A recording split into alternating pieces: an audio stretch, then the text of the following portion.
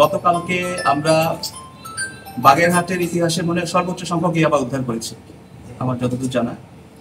তো আমি মাদকের বিরুদ্ধে অভিযান চালাচ্ছি। গত কয়েকদিন ধরে মাদকের বিরুদ্ধে বিশেষ অভিযান চলছে।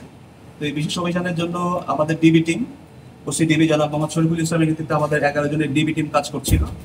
তো কাটাখালী বাস স্ট্যান্ডে কাজ করার সময় আমাদের কাছে গোপন খবর আসে যে সাতক্ষীরা এক্সপ্রেস নামে একটি বাসে কেউ একজন বেশ বড় একটা সংখ্যক ইয়াবা নিয়ে সাতক্ষীরার দিকে যাচ্ছে।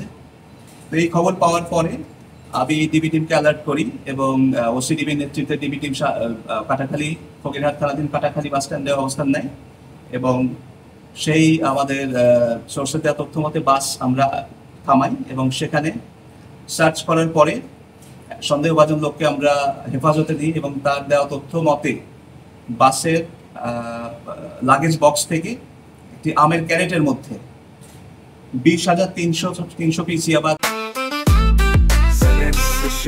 জেনেক্সে শিফট করো, লাইফকে লিফট করো। যার আনুমানিক বাজার মূল্য 1,50,50,000 টাকা আমরা উদ্ধার করি এবং আমাদের ডিবি টিম, আমাদের থানা টিম সবাই কাজ করছে এবং আশা করি আমরা মাঝে মাঝে আপনাদের এরকম মাদক উদ্ধারের মতো ভালো খবর দিতে পারবো, অস্ত্র উদ্ধারের মতো।